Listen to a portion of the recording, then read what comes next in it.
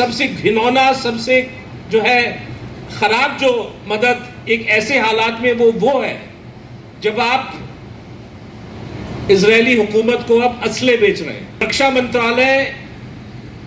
बार बार जो है लाइसेंस दे चुका है उन कंपनियों को जो इजरायल को हथियार बेच रहे हैं। ये भी एक तरह से लानत हो हिंदुस्तान की सरकार पे कि जिम्मा आपका बनता है कि आप जेनोसाइड को सपोर्ट नहीं करेंगे। आपने हिंदुस्तान से हथियार बेचे, जहाज से गए कि ग्लोबल साउथ की बात करने वाले, विश्व गुरु की बात करने वाले, न जाने कौन कौन से स्लोगन देने वाले, आप जो है रंगे हाथ पकड़े गए कि आप असला बेच रहे हैं। हर जो मुल्क है, आपका एक कानूनी फर्ज बनता है कि आप उस जेनोसाइड को, उस नस्लकुशी को, उस नरसंहार, उस मैसेकर, उस जेनोसाइड को बढ़ावा नहीं देंगे।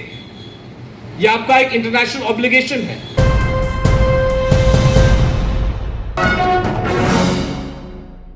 आज का जो सवाल है, आज की जो चुनौती है, वो हिंदुस्तान के लिए एक बहुत बड़ा, बहुत अहम एक सवाल,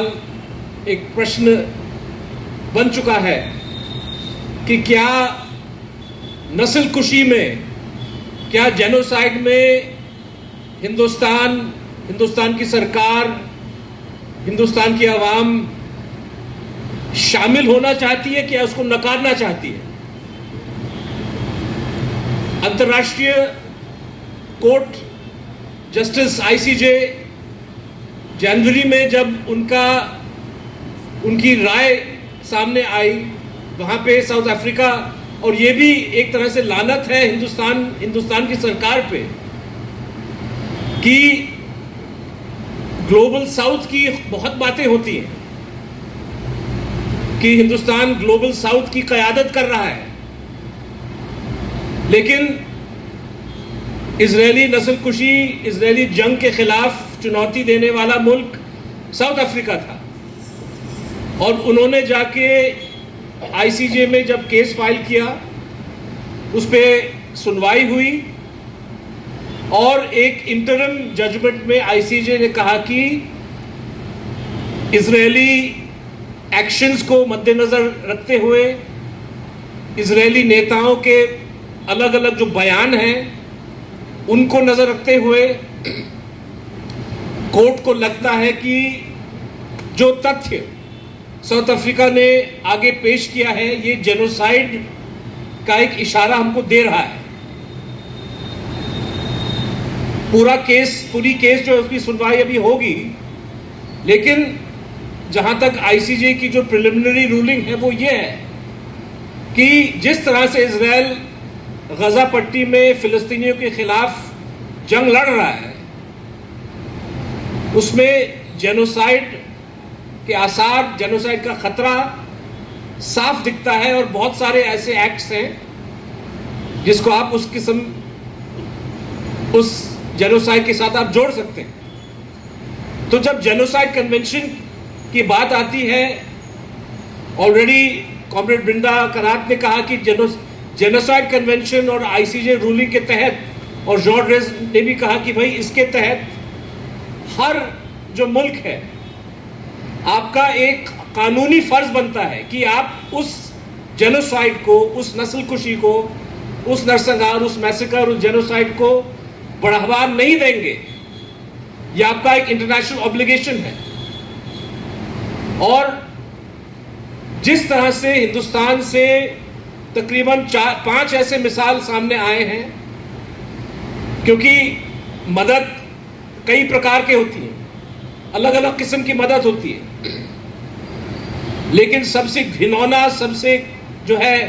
खराब जो मदद एक ऐसे हालात में वो है जब आप इजरायली हुकूमत को अब असले बेच रहे हैं। और ये डॉक्यूमेंट हो चुका है। पहले शेपर्ड मीडिया ने इस बात का उजागर किया मार्च में, उसके बाद जो हमारे साथी हैं आर रामचंद्रन, उन्होंने इंपोर्ट एक्सपोर्ट डेटा को बारीकी से उसका अध्ययन करके ये तथ्य निकाले कि रक्षा मंत्रालय बार बार जो है लाइसेंस दे चुका है उन कंपनियों को जो इजराइल को हथियार बेच रहे हैं। और 2 या 3 ऐसे मिसाल इन्होंने रिपोर्ट किया, और 2 अलग अलग जो हैं, पता नहीं वो किस लाइसेंस से ताल्लुक रखने वाली शिपमेंट्स थी, लेकिन स्पेन में जो पकड़े गए, ये भी एक तरह से लानत हो हिंदुस्तान की सरकार पे कि जिम्मा आपका बनता है कि आप जेनोसाइड को सपोर्ट नहीं करेंगे। आपने हिंदुस्तान से हथियार बेचे, जहाज से गए, और स्पेन की हुकूमत, वहां पे भी स्पेन की हुकूमत इसलिए शायद मजबूर हुई क्योंकि वहां के जो मजदूर संगठन है, वहां के जो ट्रेड यूनियंस हैं, वहां के जो सोशल ऑर्गेनाइजेशंस हैं, उन्होंने रिसर्च करके इस बात को पकड़ा कि हालांकि जहाज में लिखा गया कि भाई कुछ और चीजें जा रही हैं, लेकिन हकीकत में ये है कि उसमें हथियार है। और स्पेन की हुकूमत ने उस शिपमेंट पे रोक लगाई। जो हिंदुस्तान का जिम्मा था वो फाइनली स्पेन ने निभाया। और कितने बड़ी शर्म की बात है ये कि ग्लोबल साउथ की बात करने वाले, विश्व गुरु की बात करने वाले, न जाने कौन कौन से स्लोगन देने वाले, आप जो है रंगे हाथ पकड़े गए कि आप असला बेच रहे हैं और दूसरे मुल्क जो है उस पर रोक लगाने की कोशिश कर रहे हैं। दोस्तों, मैं एक और बात रखना चाहूंगा कि ये जो सवाल उठ रहा है, और कल जिस खत को रक्षा मंत्रालय को भेजा गया, जिसमें 40 से 50 ऐसे लोगों ने उस पे दस्तखत किया जो हिंदुस्तान के आला, हिंदुस्तान के प्रसिद्ध बहुत मशहूर लोग हैं, और उन्होंने कहा कि इस एक्सपोर्ट पे रोक लगाया जाए फौरी तौर पे। मैं आपसे ये कहना चाहूंगा कि ये सिर्फ एक नैतिक या एक मॉरल सवाल नहीं है। मॉरल ऑब्लिगेशन तो है ही हिंदुस्तान का कि आप इस जेनोसाइड को बढ़ावा नहीं देंगे, इसकी मदद नहीं करेंगे। लेकिन मैं ये भी कहना चाहूंगा कि जिस तरह से वहां पे चीजें हो रही हैं, अगर ये जंग इसी तरह चलता गया, अगर नेतन्याहू सरकार इसी तरह अपनी कार्रवाई करती रही, तो भारत के राष्ट्रहित को भी बहुत भारी नुकसान और पहुंचने वाला है। ऑलरेडी नुकसान पहुंच चुका है। लेकिन मैं कह रहा हूं कि जो लोग बहुत फख्र से कहते हैं कि हमारी फॉरेन पॉलिसी जो है इंडिया फर्स्ट है, तो इंडिया फर्स्ट का मतलब है कि जब आपका जो भूतपूर्व सैनिक कर्नल वैभव काले जो यूनाइटेड नेशंस में काम कर रहे हैं और गजा पट्टी में उसकी डिप्लॉयमेंट होती है, जब इजरायली बम के जरिए उसको मारा जाता है और ये बात साबित हो जाती है कि इजरायल ने डायरेक्टली यूएन गाड़ी को निशाना बनाया, उसमें हिंदुस्तानी नागरिक की हत्या होती है, आप चुप रहते हैं। क्या ये इंडिया फर्स्ट का मिसाल है?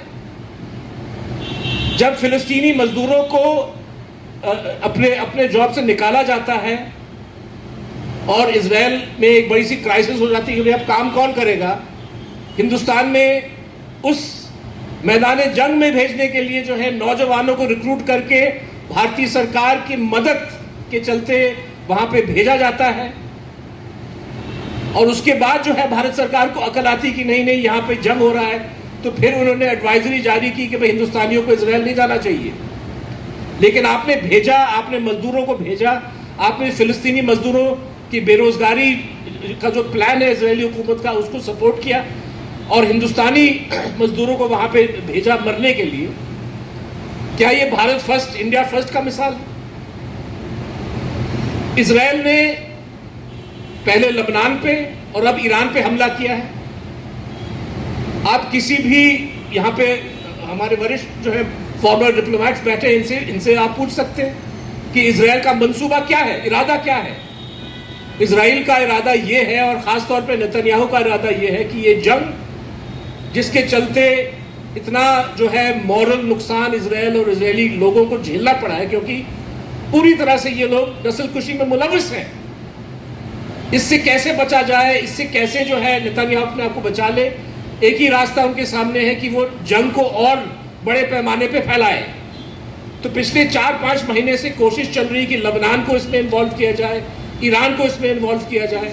और अब जो है इतना एक इल्लीगल जो हमला हुआ है, हमास के नेता को का कत्ल जो हुआ तेहरान में, ये न सिर्फ हमास या फिलिस्तीनी लोगों पे हमला था, ईरान जो एक सॉवरेन कंट्री है और जिस तरह से इजराइल ने अपने राइट ऑफ सेल्फ डिफेंस को इन्वोक किया गजा में जाने के लिए, हालांकि गजा एक ऑक्यूपाइड टेरिटरी है और किसी भी मुल्क को ऐसा कोई राइट नहीं कि आप ऑक्यूपाइड टेरिटरी में दोबारा हमला करें, खासतौर पे जब आईसीजे ने इस बात को मान लिया है जुलाई में कि इजरायली ऑक्यूपेशन इज इलीगल। लेकिन ईरान वो हक रखता है, ईरान भी जो है कुछ कर सकता है, और शायद नेतन्याहू यही चाहते कि जंग एक बड़े इलाके में और बड़े खित्ते में फैले। हिंदुस्तान के जो लोग हैं तकरीबन 4 या 5 मिलियन लोग गल्फ के खित्ते में काम कर रहे हैं, और आप समझ सकते हैं कि अगर ये जंग और फैल जाए,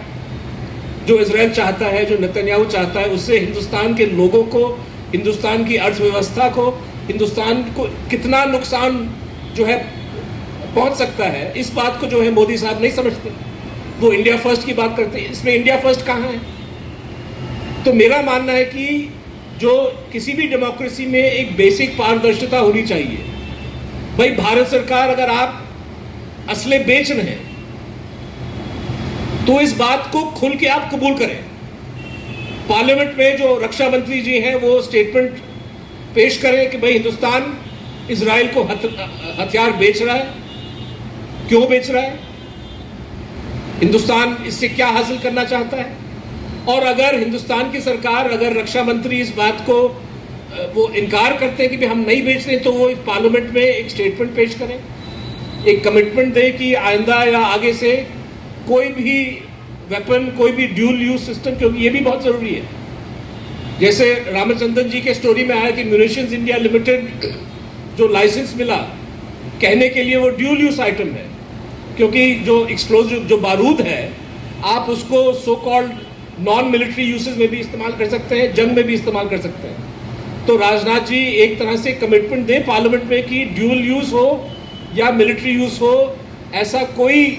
जो है कोई चीज़ हिंदुस्तान से एक्सपोर्ट नहीं किया जाएगा इजराइल को, जो इस जेनोसाइड में, जो इस इलीगल वॉर में, जो इस इन वॉर क्राइम्स में इस्तेमाल किया जाए। दोस्तों एक और बात, ईरान पे हमला करने से पहले इजराइल में, शायद आपने खबरें देखी हो या नहीं देखी हो,